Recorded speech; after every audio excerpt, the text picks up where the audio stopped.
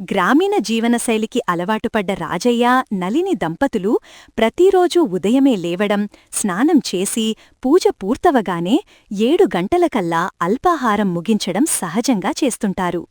వాళ్ల కొడుకు Mahesh software engineer. వివాహం చేసుకొని సిటీలోనే స్థిరపడ్డాడు. మహేష్ పదే పదే తల్లిదండ్రులను వాళ్ళింటికి పిలవడంతో పండుగకు ముందు కొన్ని రోజులు హైదరాబాద్లోని అతని ఇంటికి వెళ్లాలనే ఆలోచనలో పడ్డాడు రాజయ్య. నళిని, మన మహేష్ బాబు అదే పనిగా సిటీకి రమ్మంటూ పిలుస్తున్నాడు. ఈసారి వెళ్ళి చూసొద్దాం.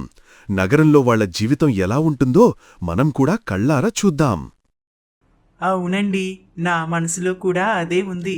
మనమేమో పాత పద్ధతులకు అలవాటు పడ్డాం, కానీ వాళ్ల జీవనశైలి చూడటం మనకు కొత్తగా అనిపిస్తుంది. సరే, మరి బయలుదేరదాం. అనుకోగానే ప్రయాణం మొదలైంది. వాళ్ల గ్రామం దాటి చిన్న టౌన్లకు తప్ప ఎప్పుడూ పెద్ద సిటీలకు వాళ్లు వెళ్లలేదు. బస్సులో ఊహించని రద్దీ, రోడ్లమీద కార్ల గోల, లైట్ల వెలుగులు అన్నీ రాజయ్యను ఆశ్చర్యపరిచాయి. సాయంత్రానికి నగరానికి చేరుకున్నారు. బస్సు కిటికీ నుండి బయట చూస్తూ రాజయ్య నళినితో ఇలా అన్నాడు. అయ్యో నళిని, చూడవే, వీధంతా కార్లే కార్లు. మన ఊరిలో కాసంత బండి శబ్దం వస్తే చాలు, రాత్రంతా నిద్రపట్టదు. ఇక్కడ వాళ్లకు అదే అలవాటు మరి. మన ఊరిలో అయితే కోడి కూస్తే లేస్తాం, వీళ్ళైతే కారు హారన్ మోగితే లేస్తారేమో. అపార్ట్మెంట్కి చేరుకున్న వెంటనే మహేష్ వారిని ఆహ్వానించాడు. అపార్ట్మెంట్ గేటు వద్ద నిలబడి ఇది ఇల్లా లేక కోటా అని మనసులో అనుకున్నాడు. లిఫ్టెక్కేటప్పుడు రాజయ్యకు తల తిరిగిపోయింది. అయ్యో, మన ఊరిలో లిఫ్టే లేదు. ఇంత ఎత్తుకు పోతున్నప్పుడు ఈ లిఫ్ట్ అడ్డం తిరిగితే ఏమవుతుందో? నాన్నా, ఆందోళన పడద్దు. ఇది ప్రతిరోజూ వాడేది. ఇక్కడి వాళ్లకు మెట్లకంటే లిఫ్ట్లోనే కంఫర్ట్. అమ్మో, నాకైతే భయమేరా. మనం మెట్లెక్కితే ఎక్కినంతసేపు శ్వాస తీసుకొని వెళ్ళొచ్చు. ఇది మధ్యలో ఆగిపోతే ఎవరు బయటికి దింపుతారు? తల్లిదండ్రుల కంగారు చూసి మహేష్కి నవ్వొస్తుంది. ఇంటి లోపలికి రాగానే కూల్ డ్రింక్స్ ఇంకా స్నాక్స్ సర్వ్ చేస్తుంది సౌమ్య. సాయంత్రం 8 గంటలకల్లా రాజయ్య, నళినిలకు భోజనం చేయటం అలవాటు. ఆ సమయానికి స్నాక్స్ అవి వద్దంటూ స్నానం చేసి వచ్చి భోజనం కోసం సిద్ధమయ్యారు. కాని వంటగది మాత్రం ఖాళీగానే ఉంది. సౌమ్య ఫోన్లో ఫ్రెండ్స్తో వీడియో కాల్లో మాట్లాడుతూ వంట ఇంకా చెయ్యలేదే, ఇంకా సమయం ఉంది కదా, చేసేద్దాం అంటూ తాపీగా మాట్లాడుతూ ఉంటుంది. మహేష్, ఇక్కడ భోజనం సమయం ఎప్పుడురా? నాన్నా, ఇక్కడ మేము ఆలస్యంగా తింటాం. సౌమ్యకి ఆఫీస్ వర్కుంటే రాత్రి 11కి కూడా తింటాం. ఏమంటున్నావురా? రాత్రి 11 గంటలకు భోజనమా? అది జీర్ణమవుతుందా? మన ఊరిలో అయితే రాత్రి 7 భోజనం అయిపోతుంది. ఇక్కడ అందరూ ఇంతేనేమో. రాత్రి 9 దాటాక సౌమ్య పెద్దగా మ్యూజిక్ పెట్టేసింది. వంటగదిలో పాత్రలు గడగడలాడుతుండగా మిక్సీ గోల, వంటవాసనలు ఇంటినిండా వ్యాపించాయి. నళిని, ఇది ఇల్లా లేక బజారా? ప్రతి రాత్రి ఇంతేనా? ఈ శబ్దాల మధ్య ఎలా నిద్రపడుతుంది?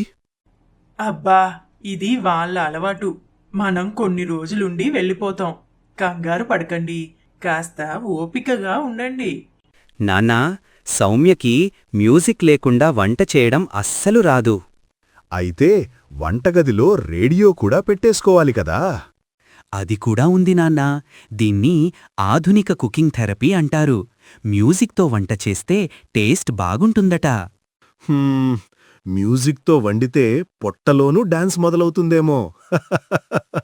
మీరు వండింది మేం తినేసరికే నా ఆకలి కూడా ఆ చచ్చిపోతుందిగా. రాత్రి ఇక మాట్లాడే ఓపికలేక ఏదో కొంచెం తినేసి ఇద్దరూ వెళ్ళి పడుకున్నారు.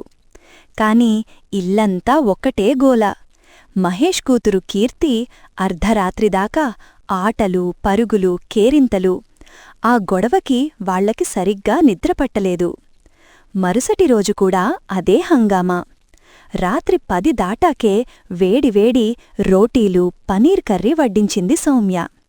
అప్పటికే రాజయ్య ఆకలి కూడా జీర్ణమైపోయింది.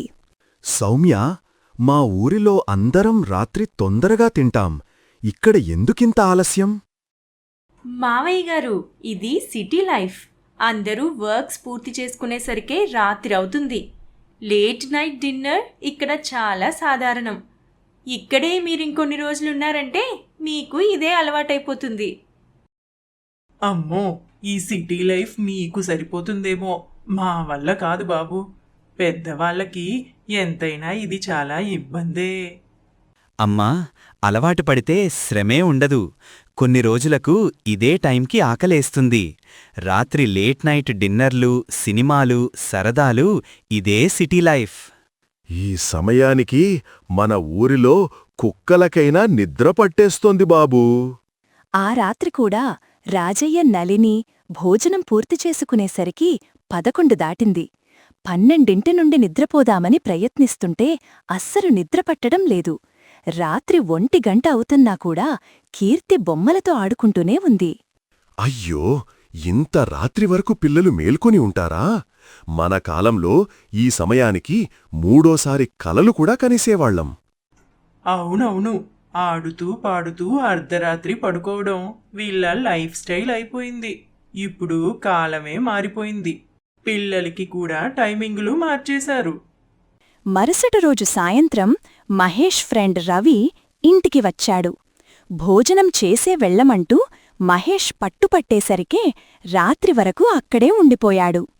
రాత్రి 10 గంటలకు వంట వాసన గుబాయిస్తుంటే రాజయ్య మొహం చూసి తాను నవ్వేశాడు. మహేష్, మీ ఇంట్లో హోటల్ టైమింగ్స్ ఫాలో అవుతున్నారా? రాత్రి 12ంటికి భోజనం వడ్డిస్తారేంటి?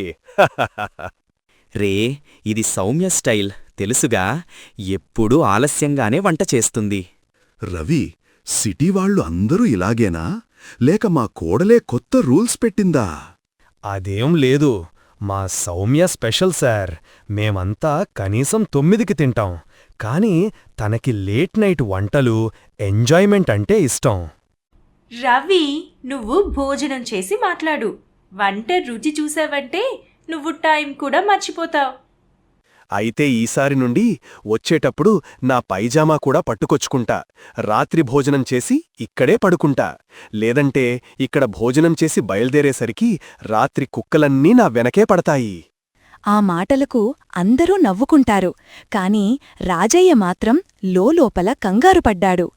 ఇలాగే కొనసాగితే ఇంకో 10 రోజులు మా పరిస్థితి ఏంటి అని. చివరికి ఒక ప్లాన్ వేశాడు. రాత్రి 7 గంటలకే నళినితో కలిసి వంటగదిలోకి వెళ్లి సాదాగా అన్నం, కూరలు వండుకొని త్వరగా భోజనం చేస్తారు. తరువాత మేడపైకి వెళ్లి ప్రశాంతంగా నిద్రపోవచ్చు అని అనుకుంటారు. నళిని, చూడు, మనం మన పద్ధతిలో తింటే ఎవ్వరికీ ఇబ్బంది ఉండదు. వాళ్ళు వాళ్ళ పద్ధతిలో ఉంటారు, అంతేగా? అయ్యో మావయ్య గారు, మీరు ముందే తిన్నారా? నేను మీకోసం కూడా బిర్యానీ వండటానికి అన్నీ సిద్ధం చేశాను. చూడమ్మా కోడలా, మేము పాత పద్ధతి వాళ్ళం, మీదంతా కొత్త పద్ధతి. ఇద్దరం ఎవరికి నచ్చినట్లు వాళ్ళుంటే ఏ గొడవ ఉండదు. అవును కదమ్మా, ఇకపై గొడవే లేదు. మీరు మీ టైంలో మీకు నచ్చినప్పుడు తినండి, మేము మా టైంలో తింటాం. రాజయ్య, నళిని అక్కడ ఉన్నన్ని రోజులు రాత్రి తొందరగా తిని పడుకునేవారు. సౌమ్య, మహేష్ మాత్రం లేట్ నైట్ మ్యూజిక్తో వంట చేసుకుంటూ తమ స్టైల్లో ఎంజాయ్ చేసేవారు. కుటుంబమన్నాక ఒక్కొక్కరిది ఒక్కో పద్ధతి. ఒకరికి నచ్చేది ఇంకొకరికి నచ్చకపోవచ్చు. ఒకరికి అయిష్టంగా ఉండేది ఇంకొకరికి ఇష్టమై ఉండొచ్చు. కాని పరస్పరం ఒకరి అభిప్రాయాలను ఇంకొకరు గౌరవించుకుంటేనే కుటుంబ జీవితం ఆనందంగా సాగుతుందని ఆ ఇంట్లో ఉన్నవారంతా అర్థం చేసుకున్నారు. ఆ అర్ధరాత్రి వంటల గోలతో మొదలైన సమస్య చివరికి నవ్వులు పోయించే జ్ఞాపకమై నిలిచింది రాజయ్య, నళిని దంపతులకు.